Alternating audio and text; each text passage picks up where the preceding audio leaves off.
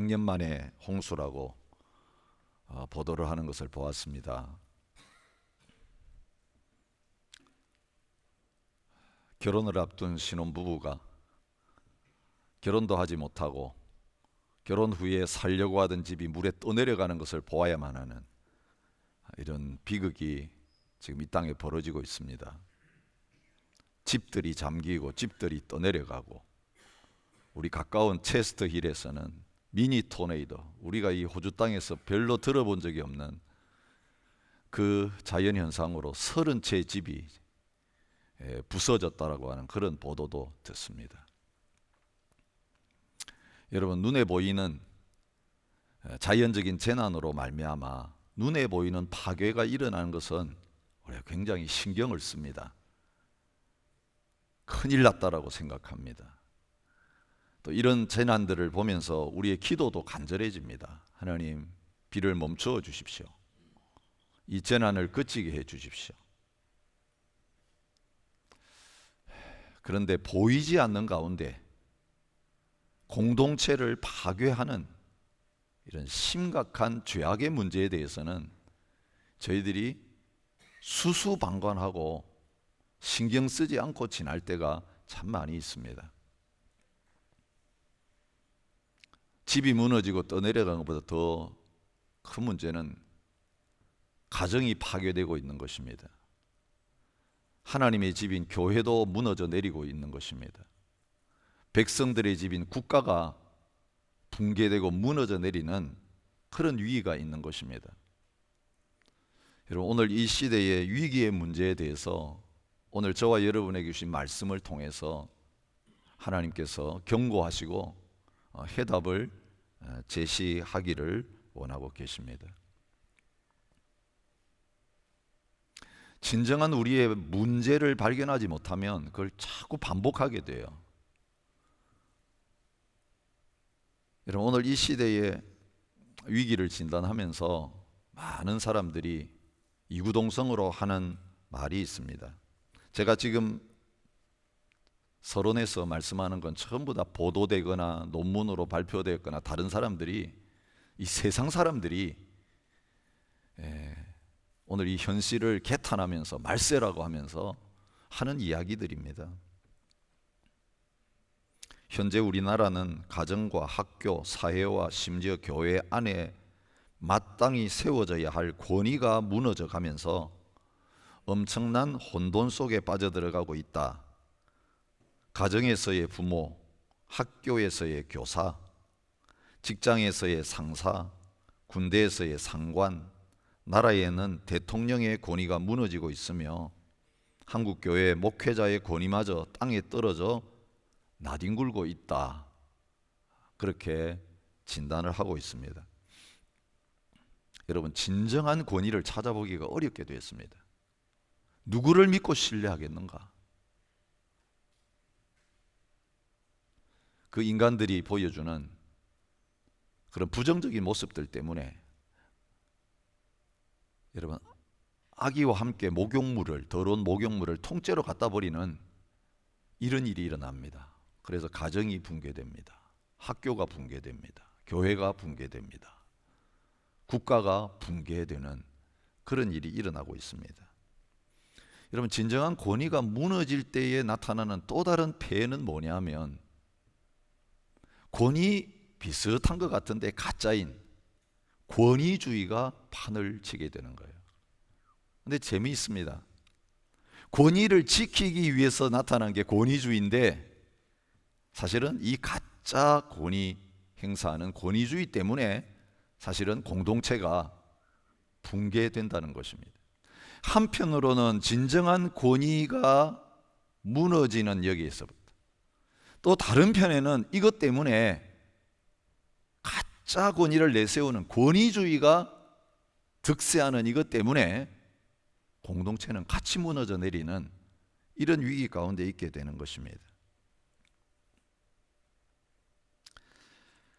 권위와 권위주의의 차이가 뭐냐? 권위주의에 대해서 위키백과에서 이렇게 정의를 내리는 것을 읽었습니다. 권위주의는 권위를 갖는 것이나 권위 자체에 대해서 의혹을 갖거나 반항하는 것은 모독이고 죄악이라고 하는 사고방식 또는 행동방식이다, 그렇게 말합니다.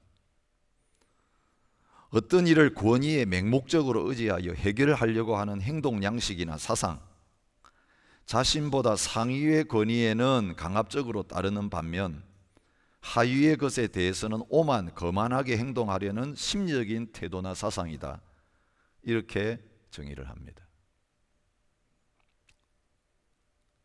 어떤 차이가 있을까요? 권위는 설득과 순종을 만들지만 권위주의는 강제적이고 강압적이며 때로는 폭력적이기도 하다. 권위는 사랑과 순종에서 나오고 권위주의는 명령에서 나온다. 권위는 사람을 감화시키지만 권위주의는 사람을 굴복시키려고 한다. 권위는 사람의 마음을 얻어 자연스럽게 형성되지만 권위주의는 사람의 마음을 잃게 하여 떠나보낸다. 권위는 권위자가 없을 때에도 동일한 효과를 내지만 권위주의는 권위주의자가 없을 땐 전혀 효과를 발휘하지 못하고, 권위는 낮은 자리에서도 힘을 발휘하는 반면 권위주의는 높은 자리에서도 그 힘을 쓰지 못하게 된다. 권위주의는 그 관계의 효력을 일방적으로 강제하여 관철하는 반면 권위는 수용자의 자발적이고 합리적인 인정을 지향하고 이를 통해서만 관계를 획득할 수 있다, 그렇게 말합니다.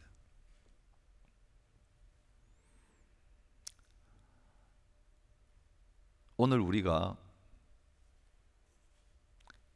진정한 권위 있는 사람이 아님에도 불구하고, 모든 권위가 우리에게서 나오는 게 아님에도 불구하고 그 자리에 있다 보면 내가 권력을 가지고 있고 내가 권위를 가지고 있고 나에게서 모든 권리가 나온다라고 착각하면서 결국 이것이 도전받을 때에 내 자신을 내세우면서 그 질서를 유지하고 그 권위에 도전하는 사람을 억압하려고 하는 이런 반응을 하기가 너무 쉬운 것입니다. 예. 오늘 이 자리에 오신 분들 가운데 가정에서 나는 지금 존중을 받지 못하고 권위가 도전받는 자리에 있다라고 억울하다라고 생각하신 분이 있을 거예요. 배우자의 관계에서나 자녀의 관계 속에서 내가 아버지인데, 내가 어머니인데, 내가 남편인데 이럴 수 있나? 어쩌면 교회 공동체 안에서도 여러분 그런 문제를 가지고 이 자리에 계실 분이 있을 거예요. 직장에서 내가 상사인데 아래 사람이 이렇게 나를 대할 수 있나? 이게 다 관계 문제에서 생기는 거예요. 여러분 어떻게 반응하세요? 여러분이 도전받을 때 여러분의 권위가, 이미 주어진 그 권위가 인정받지 못할 때에 어떤 방식으로 다시 질서를 잡고 공동체를 세워나가려고 하고 계세요? 오늘 우리에게 주신 말씀을 통해서 하나님께서 이 권위의 문제를 다루고 계십니다. 사실은 어제 아침 우리가 묵상한 말씀부터 오늘 말씀까지 권위의 문제가 이슈가 되고 있습니다.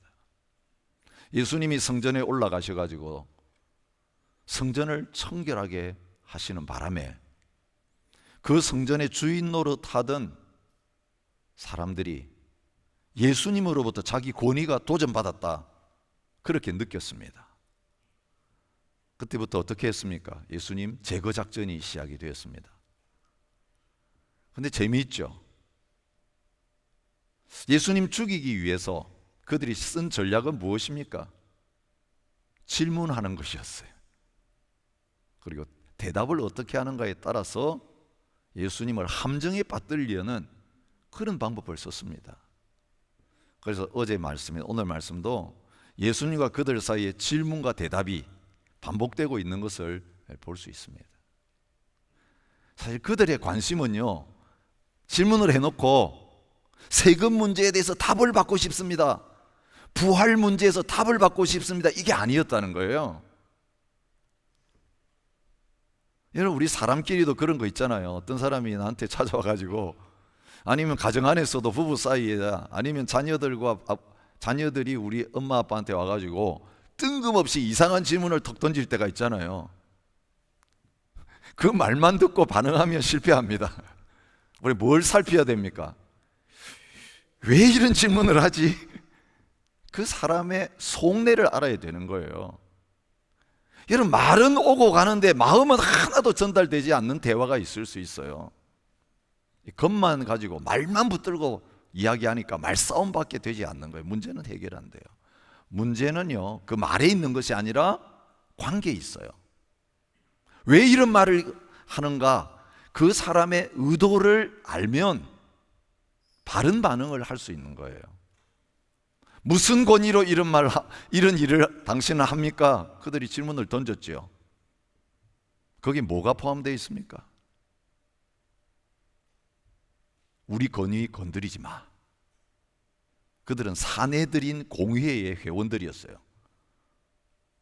로마로부터 권력을 위양받아가지고 허용받아가지고 종교적인 문제만이 아니라, 특별히 성전에 관한 이 문제만이 아니라 대부분 또 이스라엘을 통치하는 관련해서 많은 부분들을 위임받은 권력자들이었어요.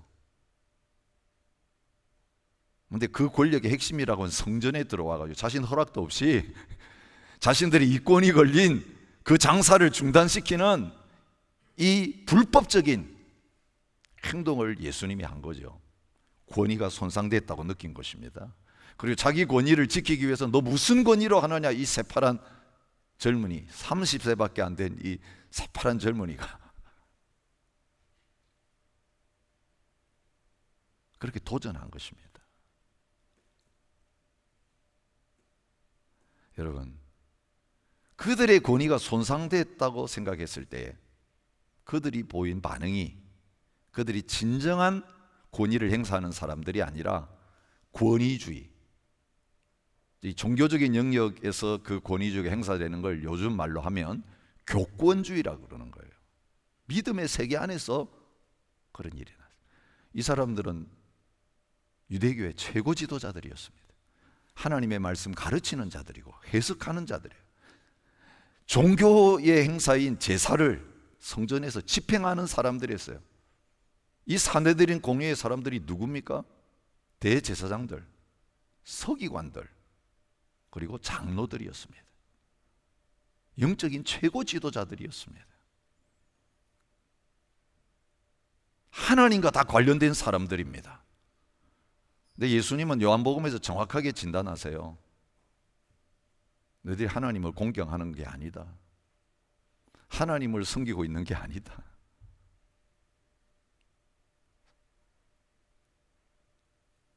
사실 어제 하나님께서 주신 그 예수님의 비유 가운데서 예수님이 그들의 정체를 드러내신 거죠. 종인데 포도원 맡아가지고 삭슬 바쳐야 될 사람들인데 오랫동안 그 종로를 타다 보니까 주인이 외국에 가고 없으니까 자신들이 뭐라고 착각한 것입니까? 주인이라고 생각했습니다. 그리고 주인이 되고 싶었습니다. 여러분, 이 마음의 잘못된 자세가 어떻게 됐습니까? 주인 아들이 왔는데도 아들만 죽이면 우리가 주인 될 수 있구나. 그래서 아들을 죽이는 그런 자리까지 간 거죠. 이게 지금 그 하나님으로부터 성전 좀 관리하고 그 다음에 이 백성들 좀 관리하라고 부탁받은 청직인데 오랫동안 그 자리에서 주인 노릇하다 보니까 하나님도 자신을 위해서 이용하고 이제는 자신이 하나님의 자리에 앉아서 누구라도 자신에게 도전하는 사람은 죽여버린다. 그 자리까지 가는 거예요. 우리가 지금 사순절을 통과하면서 십자가 앞에 우리 자신을 다시 한번 세우면서 점검하고 있습니다. 영적으로요, 예수 믿는다고 하는데 내 자아가 안 죽은 상태에 있으면요, 내가 살기 위해서 하나님도 부인하고 다른 사람도 죽이는 자리에 가게 돼요.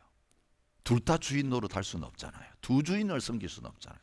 내가 주인 되려고 하면 하나님을 주인의 자리에서 밀어내고 예수님을 주여 주여 주여라고 부르지만 실제적으로는 예수님 말씀 깔아 뭉개버리고 내 뜻대로 살아가는, 예수님 십자가에 못 박아 죽이는 자리에 가요. 하나님도 죽이는 자리에 가요. 그러니 사람들 나에게 도전할 때 미워하고 죽이는 그런 반응으로 나갈 수밖에 없는 거죠. 바로 이 종교 지도자들이 그런 모습으로 예수님께 반응합니다. 근데 재미있습니다. 진정한 권위가 뭔지를 모르는 사람은요, 자기 권위를 내세우면서 사람을 두려워합니다.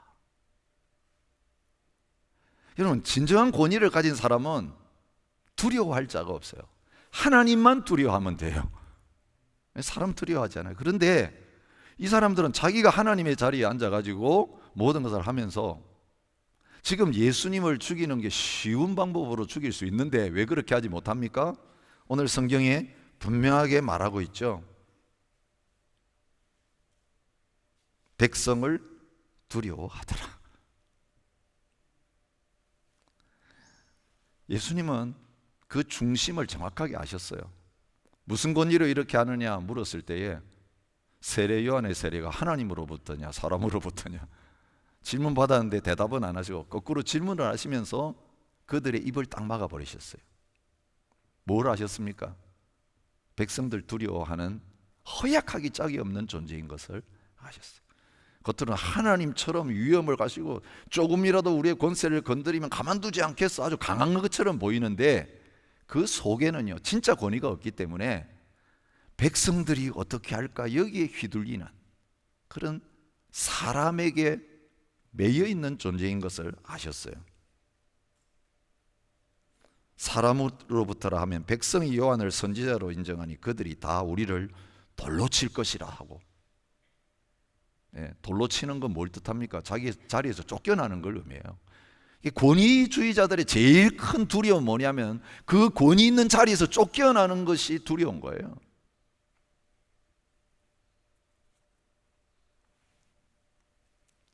(4월) 달에 저희들이 담임 목사님도 세우고 새로운 장로님들도 세웁니다.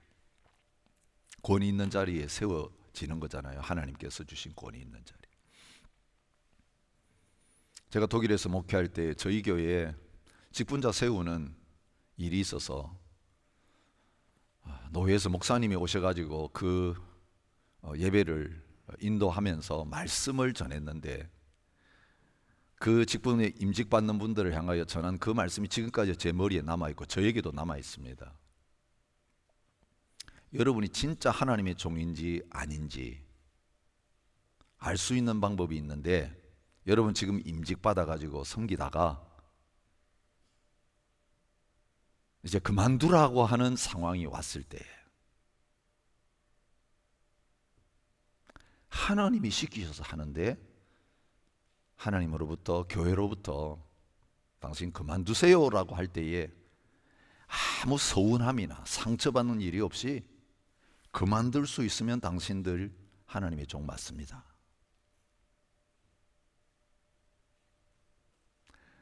그런데 그 직분 감당하는 가운데 여러분이 원하지 않는 방법으로 누군가가 그만두게 만들고 또 그만두라고 말했을 때 그렇지 못하다면 여러분 하나님의 종이 아닙니다. 오늘 이 땅의 교회 가운데서 직분의 문제 때문에 많은 어려움들이 생기는 원인은 다른 데 있지 않습니다. 진정한 권위가 뭔지를 모르고 자기 스스로 권위 있는 자리에 앉아서 자기 방법으로 그 권위를 행사하려고 하니까 교회가 싸우고 교회 공동체 질서가 다 무너져도 상관없이 겉으로는 움직이는데 내적인 관계는 다 붕괴되어서 무너져 내리는 이런 비극이 이 땅의 교회들 가운데 일어납니다. 특별히 이민교회 안에서 심각합니다. 여러분, 이런 일에 대해서 예수님이 어떤 평가를 내리시냐 하면, 누가복음 22장 53절에 내가 날마다 너희와 함께 성전에 있을 때에 내게 손을 대지 아니하였도다. 왜 손 못 댔어요? 사람들 두려워서 손 못 댔죠. 백성들이 보니까 손 못 댔죠. 그런데 예수님이 이제 죽게 되셨어요. 예수님 스스로 이제 자신을 내주시면서 말합니다. 그러나 이제는 너희 때요 어둠의 권세로다 하시더라.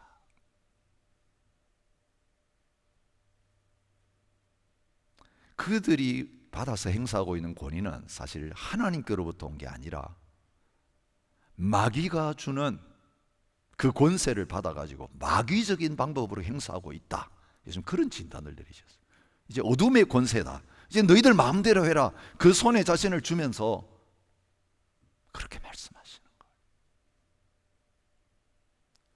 마귀가 예수님 사역 시작할 때 와가지고 세 번째로 유혹한 게 무엇입니까?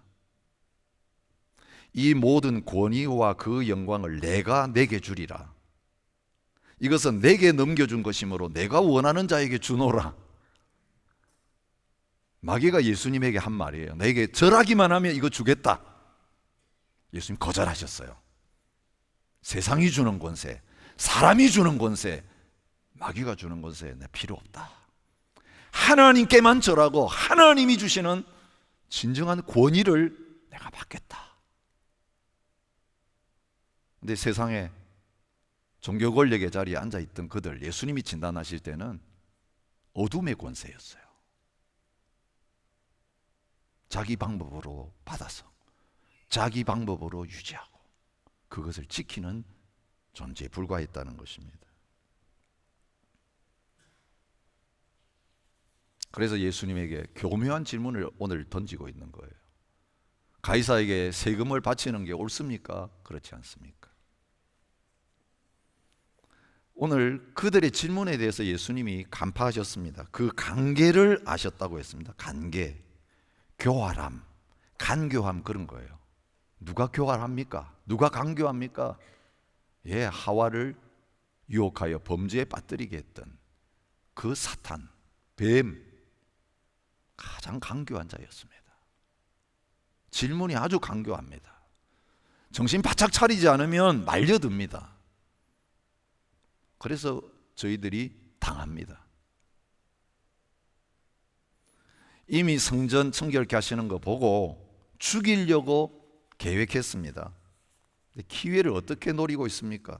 20절에 보면 엿보다가 정탐들을 보내요. 정탐이라는 말은요 스파이예요. 요즘 말로는 엑스맨이에요. 들여보냈습니다.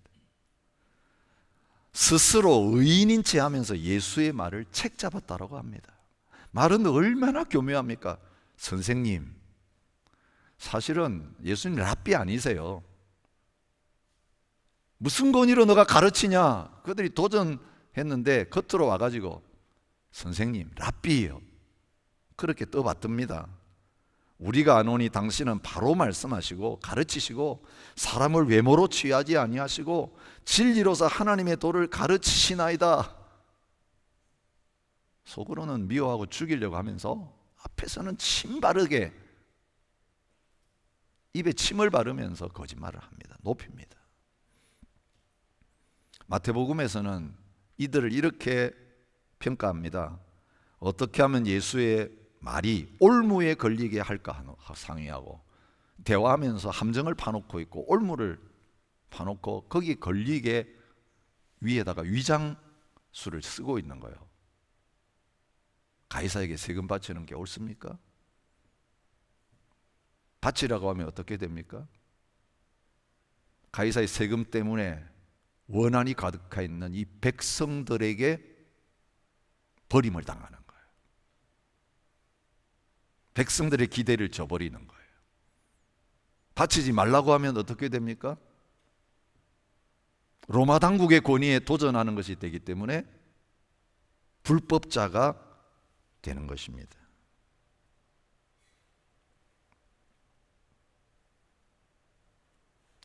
사실은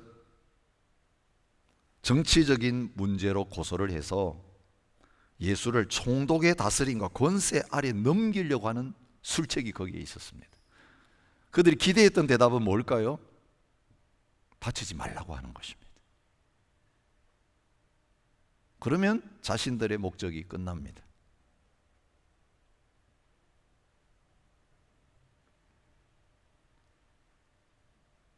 조금 있으니까 바리새인이 아닌 사두개인이 와서 질문합니다. 부활의 문제를 가지고 질문을 합니다. 이 사두개인들은요, 현실주의자예요.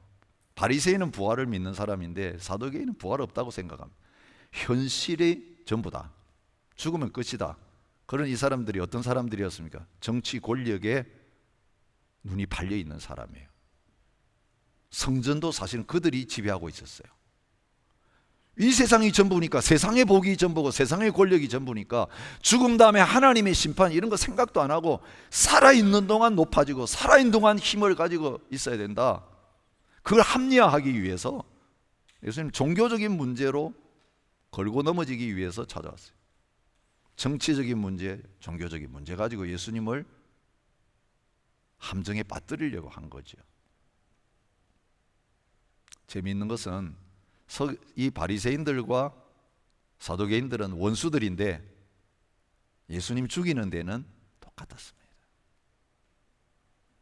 하나님보다 자신들이 가지고 있는 권력과 이익이 더 중요한 사람들이었습니다. 그리고 결국은 예수님을 십자가에 못 박아 죽이는 자리에 가고 말았습니다. 우리가 지금 살펴봐야 될 건 이들의 모습이 아니에요. 하나님의 아들이신 예수님이십니다. 자기 백성에게 와서 하나님을 사랑하고 하나님을 섬기라고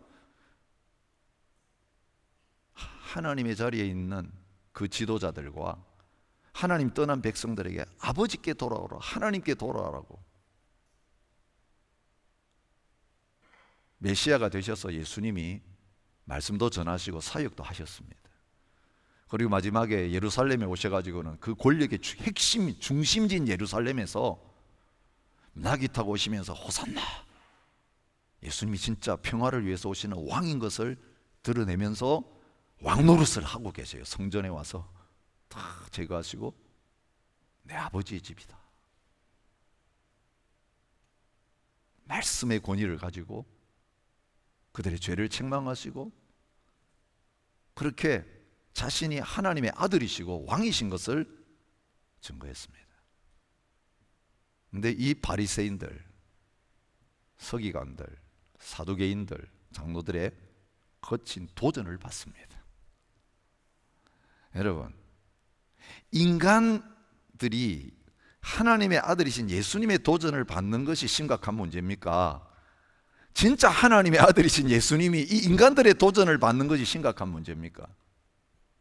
사실은 예수님이 사실 자신의 권위에 대해서 가장 심각한 도전을 받고 있는 현장이에요. 우리가 다른 사람들한테 서운함을 당하고 공격을 받는 이건 아무것도 아니에요. 우리는 공격받아 마땅한 죄인이에요. 나를 불쌍히 여겨달라고 하나님 앞에 기도할 수밖에 없는 세리와 같은 존재들이에요. 근데 예수님은 죄 없는 분이세요. 하나님의 아들이세요.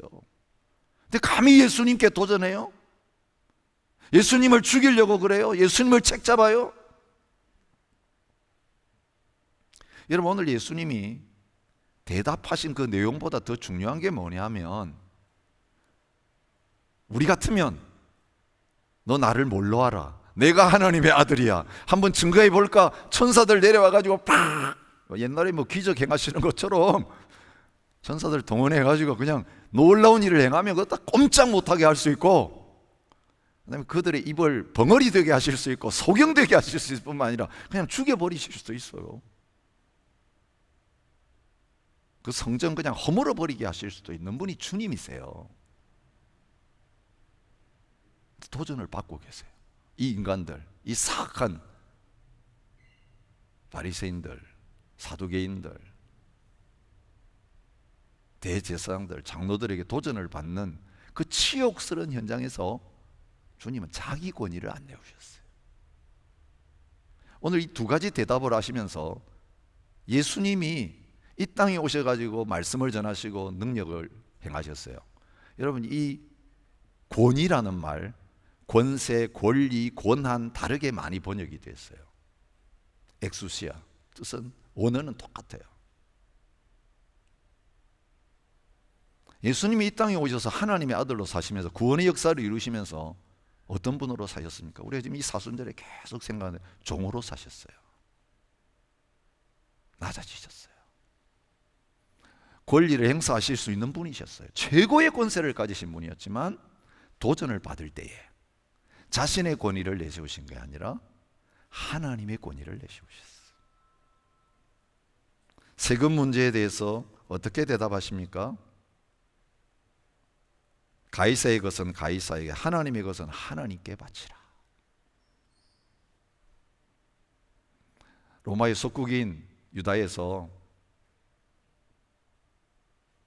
정치적인 권력을 행사하는 로마, 그들이 최고의 권력을 가지고 있기 때문에 정당한 권력 행사에 대해서 인정하고 받아들일 것을 요구하세요. 그래서 바울이 로마 교회를 향하여, 로마 권력의 핵심지인 로마에 살고 있는 성도들을 향하여서 각 사람은 위에 있는 권세들에게 복종하라 말씀한 것과 같은 거예요. 예수님은 성전세도 바치셨고, 이방인이지만 하나님 모르는 사람들이라 할지라도 국가 위에 하나님이 세우신 권위 체계가 필요하다는 걸 인정하시면서 그 권위 있는 자들이 나라를 유지하기 위해서 받는 정당한 세금을 인정하셨습니다. 예수님이 재판을 받으실 때 대제사장에게 끌려가서 재판 받으셨는데 그 재판 체계를 무효라고 하지 않으셨어요. 그 부당한 재판 체계를 인정하시면서 재판 받으셨어요. 그 빌라도의 재판, 엉터리 재판이에요. 증거도 없는 재판인데 예수님은 그 재판 체계에서 빌라도의 재판 판결의 권위를 인정하시면서 사형 판결 내리셨을 때 받아들이시고 죽으셨어요. 항소하지 않으셨어요. 가장 부당한 대우를 받으시고 재판을 받으시면서 그 권위를 인정하셨어요.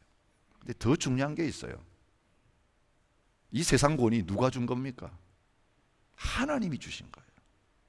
예수님은 이 세상의 권력 앞에서 벌벌 떨고 있는 이 지도자들을 향해서, 백성들을 향해서 로마가 너희 다스리고 있고 세금 부과하면 세금 바쳐라. 근데 또 기억해야 될 게 하나님이 황제 위에 있다는 거 알아야 된다. 하나님이 온 세계의 최고의 권위자시다. 하나님의 것이 있다. 하나님께 바쳐라. 그렇게 말씀하시는 거예요. 세상의 권세들에게 복종하라. 그 말만 딱 따가지고 옛날 독재 정권이 교회에게 왜 복종 안 하느냐 그렇게 한 적이 있어요. 근데 바울은 그 말만 한 게 아니에요. 권세는 하나님으로부터 나지 않음이 없나니 모든 권세는 하나님께서 정한 것이다. 하나님이 왕이 왕이시니까 최고의 권위가 하나님께 있는 줄 알고 하나님을 두려워하고 하나님께 복종해야 된다는 것을 분명하게 말씀해주고 계시는 것을 볼 수 있습니다. 예수님이 누가복음 12장 4절에서 말씀하셨습니다. 내가 내 친구 너희에게 말하노니 몸을 죽이고 그 후에는 능히 더 못하는 자들을 두려워하지 말라. 인간 두려워하지 말고 세상 권력 두려워하지 말라고 하십니다. 마땅히 두려워할 자를 내가 너희에게 보이리니 곧 죽인 후에 또한 지옥에 던져 넣는 권세 있는 그를 두려워하라. 내가 참으로 너희에게 이르노니 그를 두려워하라고 하십니다. 지금 자기 권위를 내세우면서 예수님 십자가에 못 박아 죽이려고 하는 이 사람들은 두려워하고 로마 권력은 두려워하고 밀란이 나면 큰일 난다. 로마가 와가지고 모든 거 다 빼앗아가면 우리도 쫓겨난다. 벌벌 떨고 있지만 하나님은 안중에도 없고 하나님의 말씀은 조금도 권위 있게 여기지 않는, 하나님을 이용만 해먹는 그런 자리에 있는 것을 간파하시고 하나님 두려워해야 된다. 하나님의 것 하나님께 돌려야지 너희들이 차지하고 그 위에 앉아 있으면 안 된다. 아주 분명하게 말씀하신 거예요. 부활의 문제에 대해서 무슨 권위로 대답하십니까? 나는 너희에게 이르노니, 그렇게 말씀하실 수 있는 분이세요. 그런데 너희들 착각했다. 죽은 다음에는 천사와 같아서 결혼 안 한다. 누구 부인이 되는가? 그건 질문도 되지 않는 어리석은 질문이다. 단정하시고, 죽은 자가 살아난다는 것은 모세도 가시나무 떨기 관한 글에서 주를 아브라함의 하나님이요 이삭의 하나님이요 야곱의 하나님이라 칭하였나니, 출애굽기 3장 6절을 인용하시면서 하나님은 죽은 자의 하나님이 아니라 산 자의 하나님이시다, 그렇게 답을 하세요. 사탄의 공격을 받으시면서 기록된 바라고 하시면서 하나님의 권위 있는 말씀, 하나님이 권위 있다면 말씀이 권위 있으니까 나는 내 권위가 아니라 하나님의 권위, 말씀의 권위로 세상의 최고 권력자인 것처럼 행사하는 어둠의 권세 마귀에게 나는 대항한다, 그렇게 싸우신 거예요. 우리의 실패는요, 내 권위 내세우는 거예요. 내가 누군데. 겉으로는 다른 이야기를 하지만 속으로 보면 불쾌한 이유가 내 권세, 나를 건드렸다는 거예요. 내가 남편인데, 내가 아버지인데, 내가 어머니인데, 내가 이런 직분자인데 감히 나에게 도전을 해? 여러분, 다윗에 대해서 지난주 말씀드렸잖아요. 그 전에 말씀드렸잖아요. 그 과부의 원한에 대해서 들었잖아요. 자기에게 대한 억울함이 아니라 하나님의 권위에 대한 도전이라고 생각한다면 그 문제를 내가 나설 이유가 없어요. 하나님께 아뢰어야죠. 그리고 나는 하나님 앞에서 도전받아 마땅한 자고 죽임당해 마땅한 자입니다. 그런 자세 가지면 무엇이 우리를 힘들게 하고 어떤 갈등이 우리를 괴롭히겠어요? 우리도 모르게 성도라고 칭함을 받고 의롭다함을 받고 하나님 앞에서 뭔가 자리를 주시고 어떤 권한을 주셔가지고 그 자리에 있다 보면 너무 우리가 쉽게 빠지기 쉬운 한정이 바로 그런 거예요. 내가 원래부터 그런 사람이었는데, 이런 착각을 하는 거지. 재미있는 오화를 읽은 적이 있습니다. 지휘봉 이야기예요. 지휘봉 이야기. 많은 남녀의 목소리가 함께 어우러져 아름다운 합창이 울려 퍼졌다. 지휘자는 안도와 만족감으로 지휘봉을 내려놓았다. 난 정말 잘 해냈어. 지휘봉이 무대를 보고 자신의 권위를 내세워 말했다. 뭘 잘했다는 거야? 합창을 지휘했잖아. 바보 같은 소리. 너랑 나같이 너랑 너는 상관없는 일이야. 뭐라고? 지휘봉이 화가 나서 소리 질렀다. 넌 내 움직임에 따라 노래 속도가 빨라졌다 느려졌다 하기도 하고 베이스, 테너, 알토가 각기 다른 음색을 내며 소리의 강약을 변화시키는 것도 못 들었냐? 이것 봐.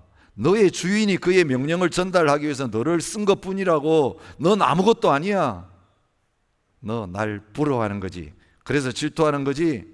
내가 없이는 이 합창이 엉망이었을 거야. 지휘봉은 심술스럽게 내뱉었다.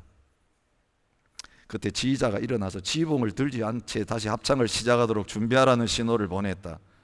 지휘자는 지휘봉을 어디에다 둔지 잊어버리고는 악보 같은 것을 말아가지고는 집어들고 지휘봉처럼 썼다. 그 곡이 끝났을 때 무대가 깔깔 웃으며 물었다. 그래, 너 방금 뭘 했니? 지휘봉은 부끄러움과 참담한 실망으로 아무 대답도 할 수 없었다. 우리의 권위는 우리에게서 나오는 게 아니라 우리를 붙잡고 쓰시는 하나님에 의해서 좌우되는 것입니다. 예수님 그걸 말씀하세요. 내가 하나님의 아들이지만 이 땅에 와서는 하나님 시키시는 대로 한다. 여러분, 그 모습이 나타난 곳이 어디입니까? 예수님이 말싸움에서 이겼다, 이거로 끝내면 안 돼요. 하나님의 말씀의 권위를 철저히 인정하고 아버지의 뜻을 인정하고 하나님이 최고다라고 인정하는 모습이 어디에서 나타났습니까? 기도의 자리에서 나타났습니다. 겟세마네 기도 현장에서 나타났고, 자신의 뜻을 내려놓고 아버지의 뜻대로 되기를 원한다고 하면서 십자가로 나가셔서 죽으시는 그 현장에서 드러났습니다. 내가 아버지께 구하여 지금 12군단 더 되는 천사를 보내시게 할 수 없는 줄로 아느냐? 내가 만일 그렇게 하면 이런 일이 있으리라 한 성경이 어떻게 이루어질 수 있겠느냐? 그리고는 죽으러 가셨습니다. 잡히셨습니다. 요한복음 10장 17절 18절에서 말씀하십니다. 내가 내 목숨을 버리는 것은 그것을 내가 다시 얻기 위함이니 이로 말미암아 아버지께서 나를 사랑하시느니라. 이를 내게서 빼앗는 자가 있는 것이 아니라 내가 스스로 버리노라. 나는 버릴 권세도 있고 다시 얻을 권세도 있다. 예수님 권세가 없어가지고 그렇게 죽으신 게 아니라는 거죠. 스스로 자신의 권세를 내려놓으셨어요. 결과는 무엇입니까? 하늘과 땅의 모든 권세를 예수님이 가지시게 된 겁니다. 하나님이 그를 지극히 높여 모든 이름 위에 뛰어난 이름을 주사 하늘에 있는 자들과 땅에 있는 자들과 땅 아래에 있는 자들로 모든 무릎을 예수의 이름에 꿇게 하시고 모든 입으로 예수 그리스도를 주라 시인하여 하나님 아버지께 영광을 돌리게 하셨느니라. 하나님께 영광 돌리는 방법은 딴 거 아니에요. 내가 죽는 것이에요. 내가 죽으면 예수님이 내 안에 주인이 되세요. 내가 죽으면 다른 사람을 살릴 수 있어요. 내가 살려고 하면 다른 사람 죽여야 돼요. 오늘 저와 여러분의 삶 속에 일어나는 많은 문제들의 해답은 십자가에 있어요. 예수님 따르면서 권리를 행사하는 길은 아이러니컬하게도 권리 포기예요. 권리 주장이 아니라. 무릇 자기 목숨을 보존하고자 하는 자는 잃을 것이요 잃는 자는 살리라.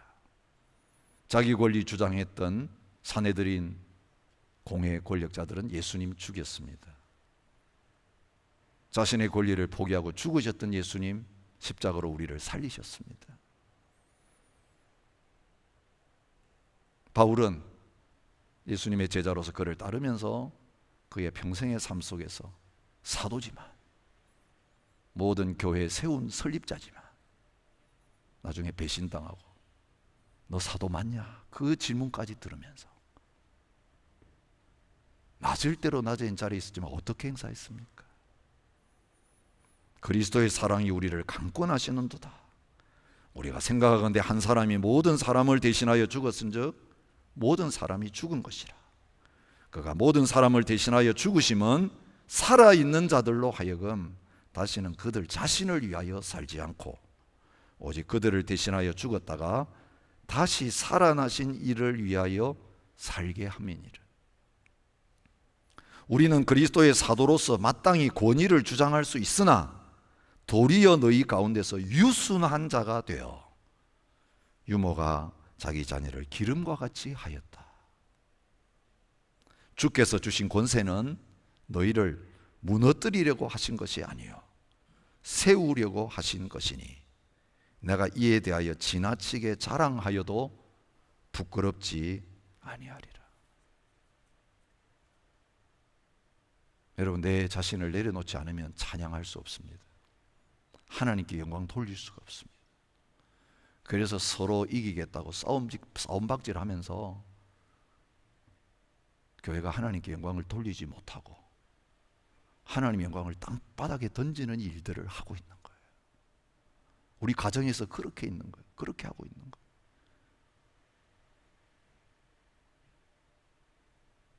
왜 내가 권위 인정받지 못했을까? 깊이 질문해 봐야 돼요. 내가 죽지 못해서 그래요. 참지 못해서 그래요. 종이 안 돼서 그래요. 내가 죽으면 끝나요. 죽은 자에게 무슨 소리가 있습니까? 죽은 자에게 무슨 감정이 남아 있습니까? 하나님의 아들이신 완벽하신 예수님이 우리 때문에 도전받으면서도 도살장으로 끌려가는 양처럼 침묵하셨어요. 고치고치 대답하면서 말싸움 이기신 예수님이 아니에요.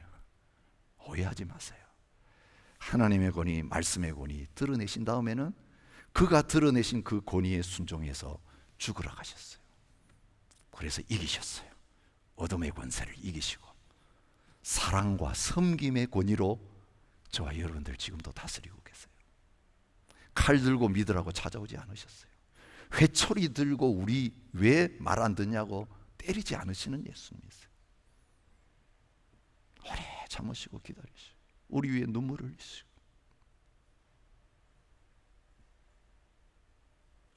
폐가 망신시키고 돌아왔을 때 뛰어나와가지고 우리를 환영해 주시면서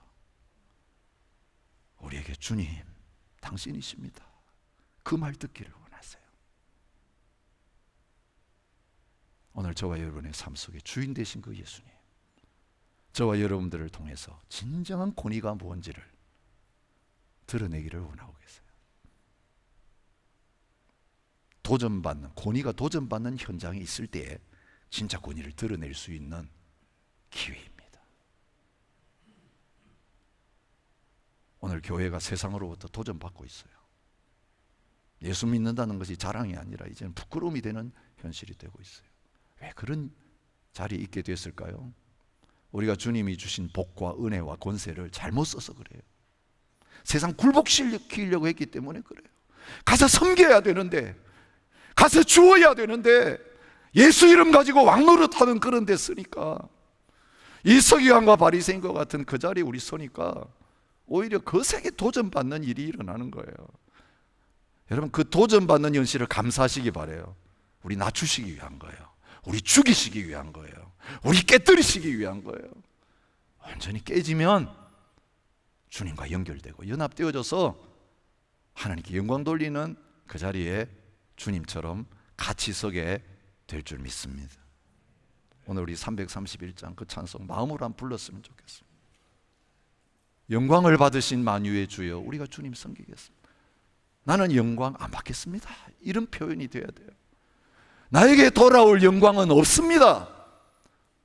내가 주님께 복종하면 모든 원수들도 친구 되겠지만, 주님, 제가 주님께 복종 안 하면 내 모든 가까운 사람 원수되게 만드셔서 나를 복종시키시고 나를 죽여주십시오.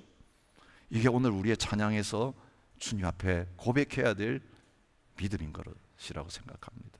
우리 이 고백 가지시고 주님께 찬양하며 나가십시다.